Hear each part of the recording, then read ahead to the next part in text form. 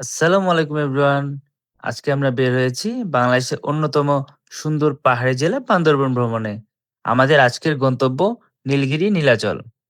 এই ভিডিওতে আমি আপনাদের দেখাবো বান্দরবন আসলে কতটা সুন্দর, পথে কি সমস্যার মুখোমুখি হতে হয়, আর কিভাবে সহজ ও বাজেট ফ্রেন্ডলি উপায়ে এখানে ভ্রমণ করা যায়। তো চলুন শুরু করা যাক আমাদের আজকের জার্নি।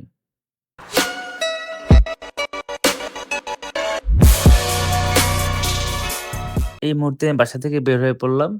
রোডে প্রচন্ড ঠান্ডা। সো ঠান্ডার মধ্যেই ঠান্ডা ফিল করতে চলে যাব এয়ারপোর্ট রেল স্টেশনে। দেখতে চলে এলাম রেলওয়ে স্টেশনে। এখন কিছু সময় ট্রেনের জন্য অপেক্ষা করতে হবে। দেখা যাক কখন ট্রেন এসে পৌঁছয়। দেন ট্রেনে উঠে পড়লাম। এখন আমাদের গন্তব্য কমলাপুর রেল স্টেশনে। দেখতে চলে এলাম কমলাপুর।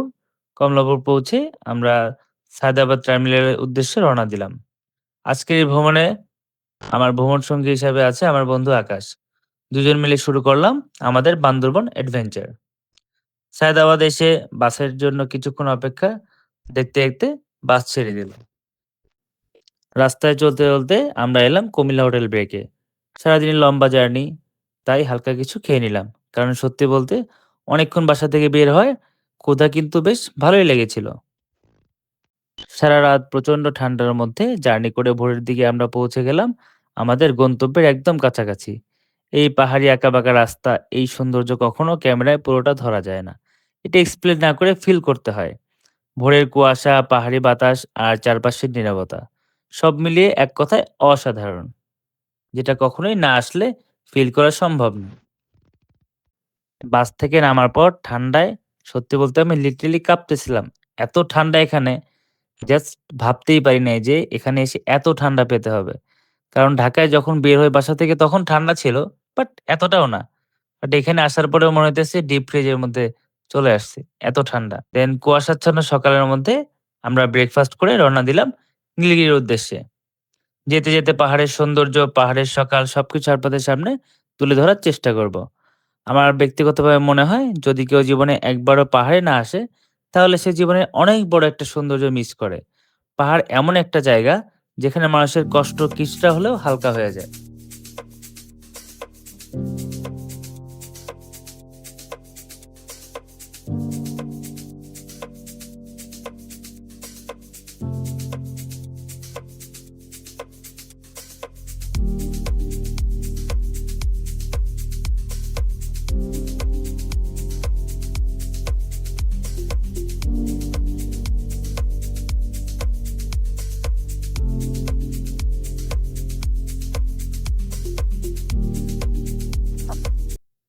পাহাড়ি রাস্তার সৌন্দর্য উপভোগ করতে আমরা চলে এলাম চেকপোস্টে। এখানে সিকিউরিটি পারপাস এনআইডি কার্ডের ফটোকপি জমাইতে হয়।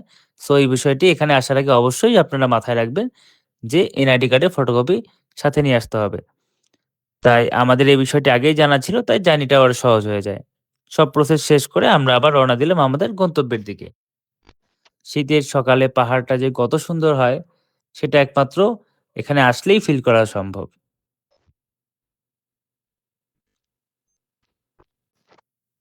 অবশেষে আমরা পৌঁছে গেলাম নীলগিরি। এই জায়গাটার প্রত্যেকটা ভিউ আমাকে জাস্ট মুগ্ধ করে দিয়েছে। আল্লাহর কাছে কোটি শুকরিয়া এই পৃথিবীটা এত সুন্দর করে বানানোর জন্য এবং আমরা যেন উপভোগ করতে পারি সেই সুযোগ করে দেওয়ার জন্য। নীলগিরি হেলিপ্যাডে দাঁড়িয়ে পাহাড়ের দিকে তাকিয়ে থাকলে মনটা সত্যিই অনেক হালকা হয়ে যায়। মনে হয় এই মুহূর্তে আমার চেয়ে সুখী মানুষ এই পৃথিবীতে হয়তো কেউ নেই।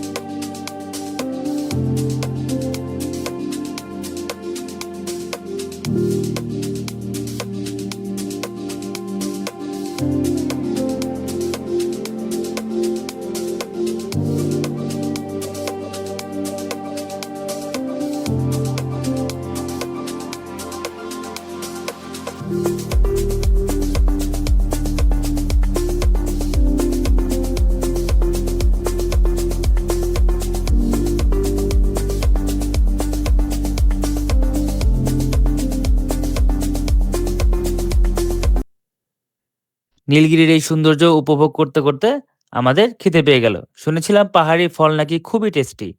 তাই আমরা ট্রাই করলাম জাম্বুরা মাখা। সত্যি বলতে ঢাকা বা অন্য জায়গার স্বাদের সাথে এর কোনো তুলনাই হয় না। একদম অথেন্টিক আর অসম্ভব মজাদার। সো আপনারাও আসলে এখানে একবার ট্রাই করে দেখতে পারেন। এরপর আমরা ডাবল অন ভিউ পয়েন্টের উদ্দেশ্যে রওনা দিলাম। এখান থেকে পাহাড়ি ভিউ দেখে আমি এক কথায় অবাক। এত সুন্দর যে চোখের পলকই ফেলতে মন চায় না। এরপর গেলাম টাইটানিক ভিউ পয়েন্টে। এখানেও ভিউ অসাধারণ। ছবি তোলার জন্য প্রচণ্ড ভিড়, সিরিয়াল। তারপরেও চেষ্টা করেছি আপনাদের জন্য এই ভিডিওগুলো ক্যাপচার করার।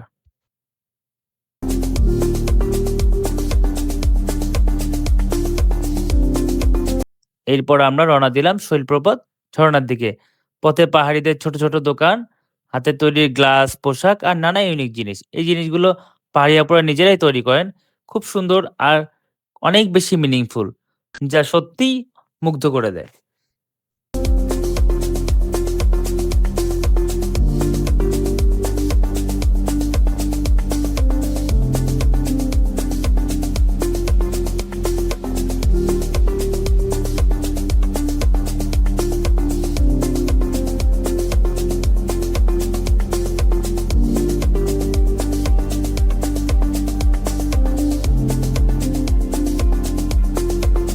দেখতে, দেখতে চলে আসলাম নীলাচল।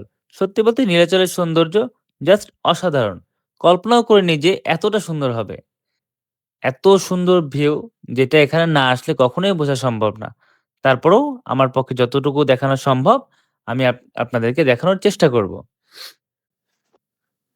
এখানে দাঁড়িয়ে বিকেলের পাহাড়টা এত সুন্দর লাগতেছিল, মনে হচ্ছে যে জাস্ট চেয়ে থাকি পাহাড়ের দিকেই। পাহাড় কি অপরূপ সৌন্দর্য! আর বান্দরবন শহরটা দূর থেকে মনে হচ্ছিল ছোট্ট, ছোট্ট ঘর যেগুলো দিয়ে আমরা ছোটবেলায় খেলা করতাম, দেখে মনে হচ্ছে কাইন্ড অফ সেরকম। যে এটা কোনো খেলনা বাড়িঘর। এত দূর থেকে এত সুন্দর লাগতেছিল, জাস্ট অসাধারণ।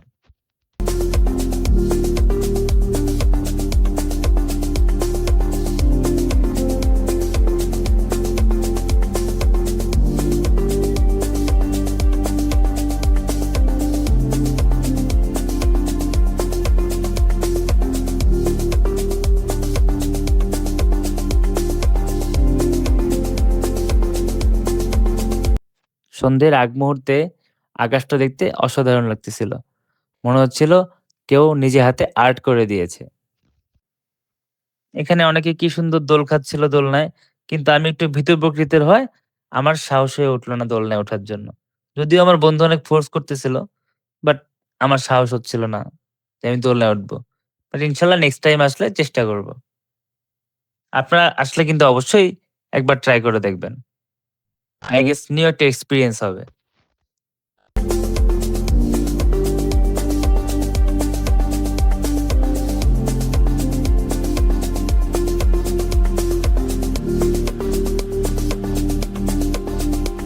নীলাচলে ঘুরতে, ঘুরতে একসময় মনে হচ্ছিল যে এখানে এত সুন্দর, ঢাকায় না গেলেও চলে। এক কথায় সৌন্দর্যের প্রেমে পড়ে যাই আমি।